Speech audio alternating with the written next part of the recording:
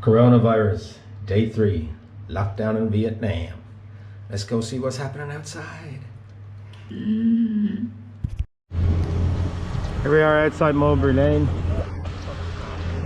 Everything's in full scale lockdown. We're about to go out and see what the hell the streets are like. Cafes, restaurants, everything's going to be closed according to Kay and everyone else. My flatmate has just been told that he's going to work from home. So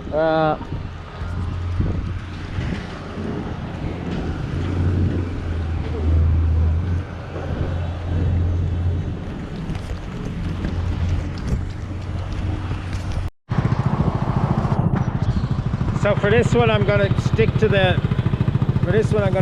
back alleys and see what's going on down the little side streets. It's a good sign the banks are still open. There's several other banks over there. I'm not going to go too far because still a bit of activity there. So these little back alleys, the heart and veins of Hanoi City. This is where you see the real activity. Check out the guys just lounging about on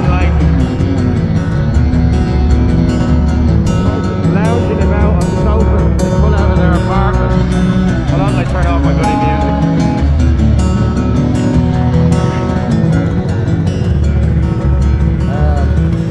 Yeah, so these little back alleys, yeah, as I say, there's the boys over there. Double time! Some people are there, the mechanics open. Double time! Good, happy people. And these little things here, like, no problem there, they're having fun.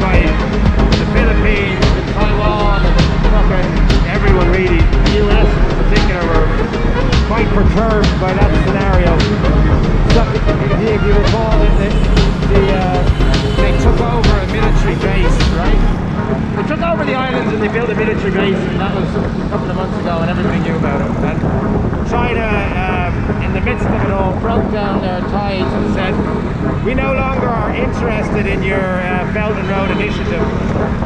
We no longer want any of your money. And unlike Laos and Cambodia and other such, I think Burma went right into it. Laos and Cambodia and Burma have been taking money off the Chinese since the start of the OBO war. Now the OBO war, which stands for... Right, here we got some coconut milk. Great for rehydration. I'm going to take a little trip down memory lane. Mask I got. My trip down memory lane. Again, okay, and then music. Cut to music.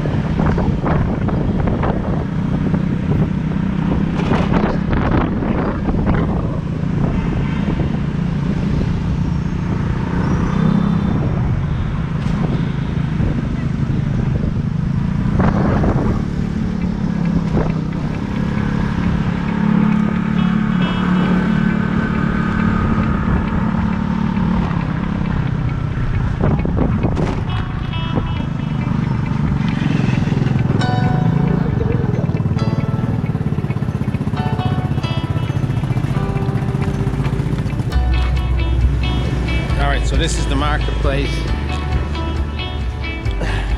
Everybody's still fucking open for business down here, boys. Ciao, boy, sang. Mask in here. Very fucking quiet, man. Really quiet.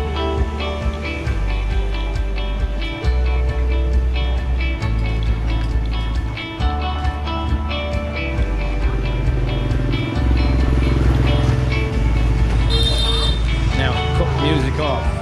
Oh yeah, wear the face mask. So, listen to that.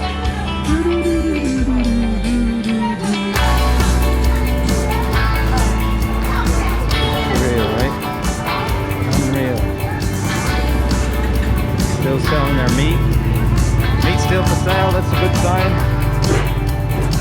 Just the fucking heart and soul of a kind of a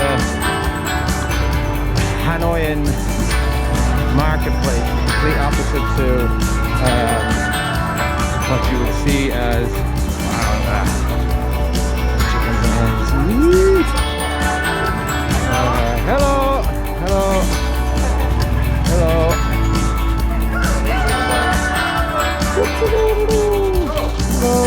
Oh, not today. Thank you. Yeah, I definitely don't. What the fuck are they? Fucking frogs. Up, up. Up, up. Fucking live frogs. How about that? How much for the whole lot of them? Why fucking 3 kilos of fucking live frogs? Why wouldn't you? Anyway, yeah. Fruit and veg. Fucking hell, man. So it's good to be in a place like this where, you know, everything is rather crazy. Tofu is cheap as chips, man. Kay was telling me yesterday it's like 50 cents for a kilo or something. All these vegetables, unreal cheap. Like, I mean, if you came here with $10, you could have enough to feed you for like 3 or 4 weeks. Face mask, sauce. Kay normally takes care of all of that shit. I don't need any of that because she does it all.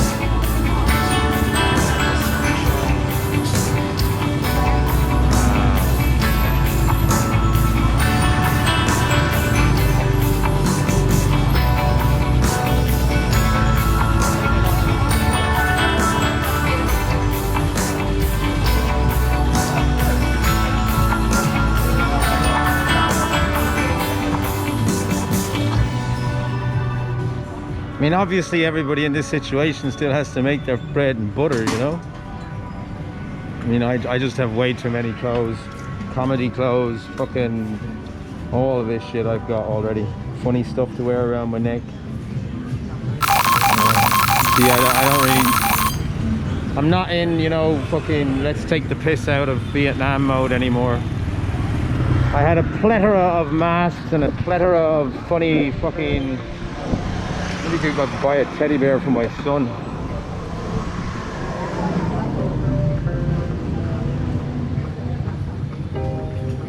Another day. Another day. I'm too busy.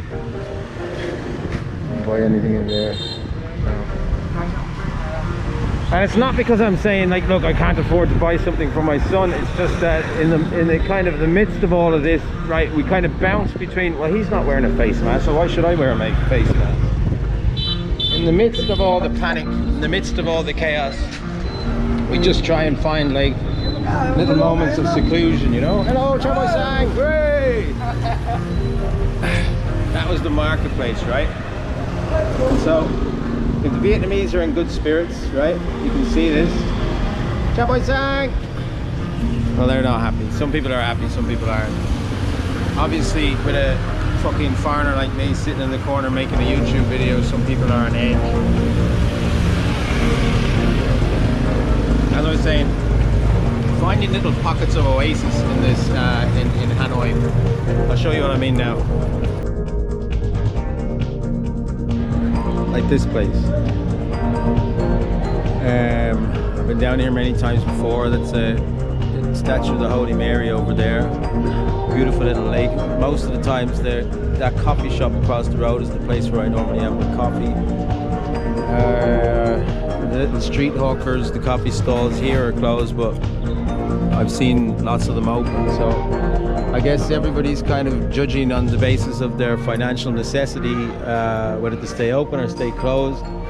The police, I do know, are doing rounds and, you know, closing down shop. It's supposed to be that only businesses that are necessary for absolute economic function, i.e. supermarkets, banks, and that's about it. Supermarkets and banks are supposed to stay open. But yet you can see the marketplace is still open. Marketplace probably would be considered to be a place that shouldn't be open, where the coronavirus would be able to get ahead, especially when you see the likes of like meat and frogs and crabs and chickens in cages. That's a prime location for corona to spread its wicked wings. So I'm about probably 20 minutes into my little YouTube for the day. I might take one more stop. I think I'll do a little trip into Hanoi University and see if anybody's floating around, and then I'll go back to the safety of my confines.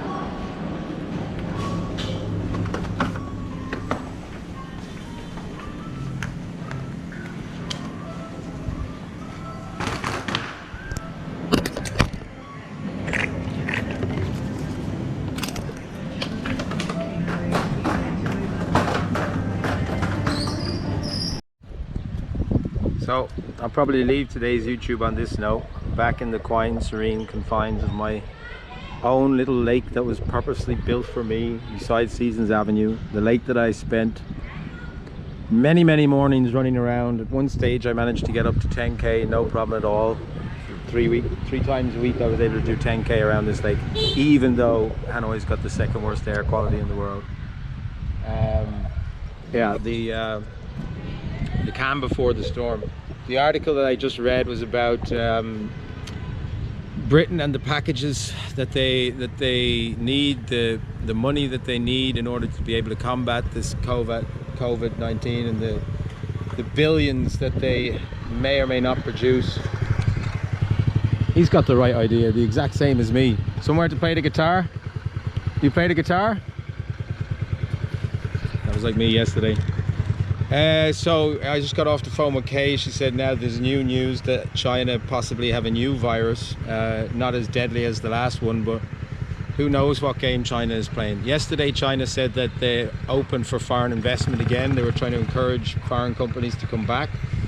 Today they're saying now that they don't exactly have it under control, that there might be new impositions, new restrictions and new quarantines. So I guess everybody's kind of looking at what China is doing, what's happening in China, and until we know what's happening in China, then we can only speculate what's going to happen across the rest. One thing's for sure, the economic situation is going to be fucked for the next 3 years, which gives you a chance to pause and calm down and reassess in this beautiful serene place. What's the best game plan? I've got time, I've got peace, and I've got serenity. The only decision I have to make is what online course I need to do from the Philippines, be it in corporate governance or international commercial law. One of the articles that I read said that in this epidemic, where there are more lawyers than psychiatrists, you know, that just jumped out at me. Of course, when I first started out with law, everybody who is in the law school with me all thought, oh, we're onto a winning ticket here. We're going to be solicitors. We're going to make a shitload of cash. All the lawyers that I know back at home say the same thing. We are nearly burnt out. We are fucking ruined. This goddamn career, this never-ending lunacy of how that fallacy that if you become a lawyer, you're going to be rich. And people question why in 2012 I dropped out and didn't bother pursuing it. I've got no PQE, but I tell you what I have. I've got 2 years of fun times in Australia, 6 months sitting on a beautiful beach in the Philippines, drinking myself silly. Back to Dublin then to bury my granddad. Then off to Vietnam to start a TEFL career. Started in Apollo, spent 2 years in Saigon. 2 beautiful years in Saigon. Hit my rock bottom there, got sober for 8 months. Went back home, got sober for 6 weeks. Went back out, hit my rock bottom again, even worse than the first time. Was rescued by Kieran O'Sullivan, brought back home, went to Coonmurra for 3 months to treatment centre. Hands out, or fair play to Sister Considio for all the great work that she does down in Kildare. And then I went over to China, to Zhuhai, to a beautiful little corner where the air quality is the finest in China. Had a great year in China. Kay couldn't get her visa in China, so we came back to the place where we know best, and we came to Hanoi, and Hanoi has been quite good to us.